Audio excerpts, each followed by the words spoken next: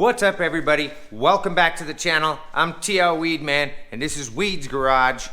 I appreciate you guys clicking on this video and checking it out. If you haven't checked out one of our videos before, consider hitting that subscribe button down below. And if you've subscribed or you're going to subscribe, consider clicking on the notification bell and make sure you select all notifications. That way you're alerted every time we do a post or upload new content or go live. And I want to thank you all who have subscribed already. And remember, if at any point in time you find value in this video or humor or anything like that, consider clicking that thumbs up. The thumbs up, that's going to let the YouTube algorithm know that, hey, this isn't a crappy video and other people might want to see it. So it'll help the channel grow. Thank you very much for your support in doing that. Now, I did want to go ahead and make a video talking about the Eastwood HotCoat PCS 1000. I did the video before on it. They had some issues.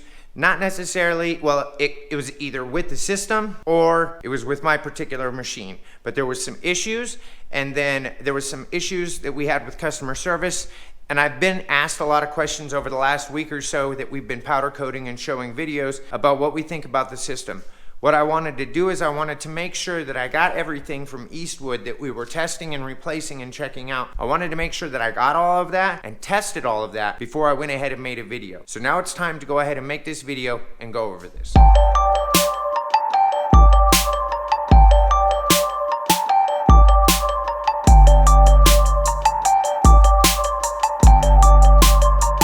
So let's go ahead and jump into it. When we first went ahead and purchased the HotCoat PCS 1000, we went ahead and just purchased the regular normal kit that comes with the 5-pound fluidizing hopper, as well as the machine and a gun. We had some issues, and I had read all the comments, and a lot of people had said, well, that's what it's supposed to do, but you're not supposed to be building up a charge on your person, and that's what was happening. So I knew that something was going right, but then also something was going wrong. So I contacted Eastwood. The thing about it that we had with the tech support was that tech support didn't know how to give any tech support on this particular equipment. That was very frustrating. And since it had just come out, you would figure that their tech support would know something. So there was an issue there. Well, what Eastwood did is they did send out a new machine, and I tested the new machine and the old machine. I'd got the old machine kind of working by the time the new one had got out, but I had done some different things. So for one, I had connected and set up the machine just like it was supposed to be done. One of the things is, right here, where that green wire is hooked to, is a common ground. So what that means is your clip that goes in here on the piece, they have you wire that to the back, then they have you wire your earth ground to the back as well. Should work, shouldn't have no problem. Eastwood went ahead and tested it out before they put the machine out. In my case, there was a couple of things. One, when I actually unhooked this cable and hooked it directly to the earth ground, and then I took the green cable here, or the green wire, and I hooked it directly to the earth ground, then I was actually able to powder coat and the machine was working very well. They sent out the new machine because the new one was on the way when I got that figured out. When I got the new machine, I was looking at the gun, and there was a difference between the old gun, the first one that they sent out, and the second one. I noticed that there was some insulation, there was like an insulation tip. Okay, so here is the first tip. And you can see on the first tip that one, the wire is extremely long. Okay, and then notice the gray here, and it's plastic. The tips on the other gun, on the second gun that we got, you can see that the wire is much shorter. And this has got some sort of coating on it. It may be the same plastic thing, but it's got some sort of coating on it, and it's a different color. I don't know if that means anything. Plus, it's got that black tip. So I let Eastwood know. I said, hey, I was able to get that first one working, and they said, okay, well, the second one's already on its way, do some testing. So I let them know how I was able to go ahead and get the first one working. When I got the second gun and was looking at the difference between the first gun and second gun and noticed that on the tip, I let them know. Well, what they did is they sent out a third gun, just the gun, so I can go ahead and compare that third gun to the first and the second gun. Now, the third gun was exactly like the second gun.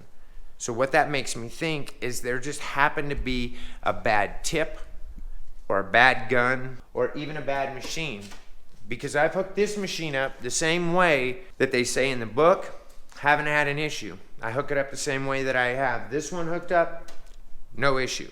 Now I do prefer the way I hooked it up the first time because for some reason I feel that we get better transfer when using it where the clip is directly to the earth ground instead of to the back of the machine. I just feel we get a better transfer. So what we've done, and this is for testing purposes, that's why it's this way.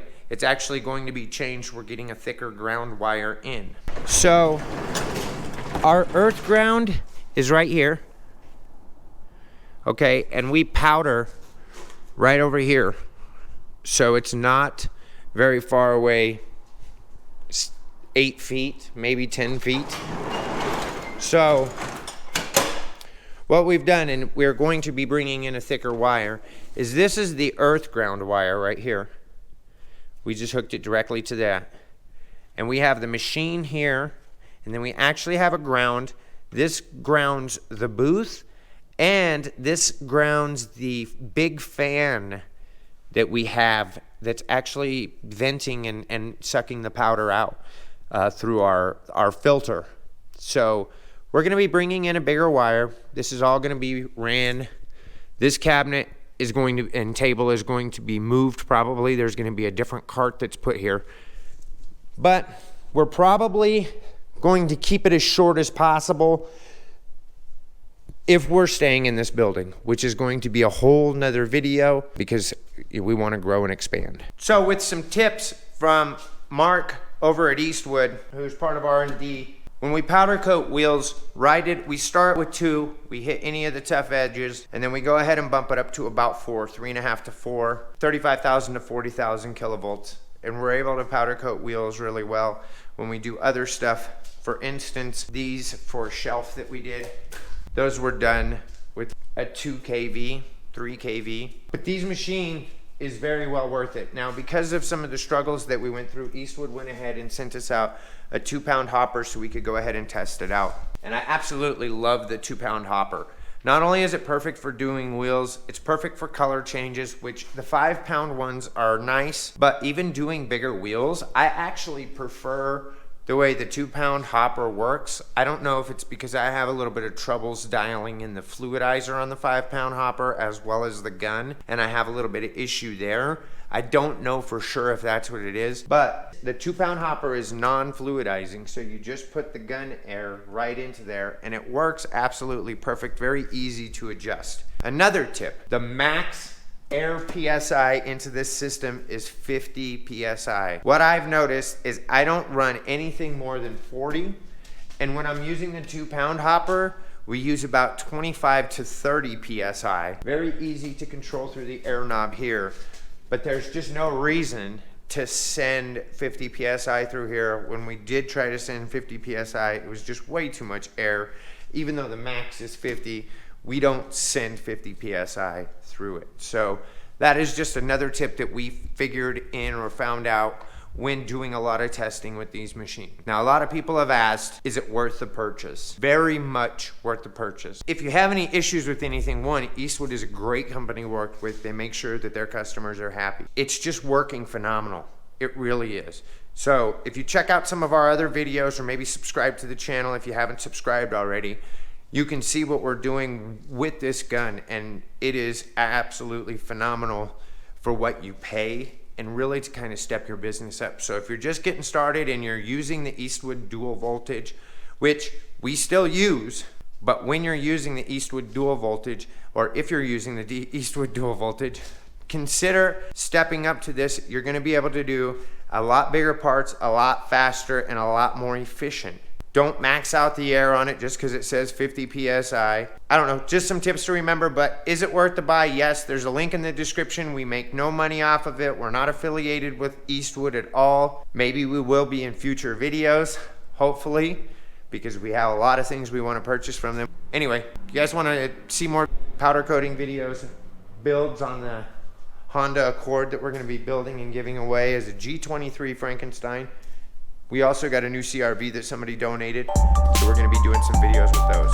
Anyway, I hope you all enjoyed this video. I hope it brought some value to you. If it did bring you value, consider sharing the video with other people who you think will find value in it. Also, don't forget to hit that like button.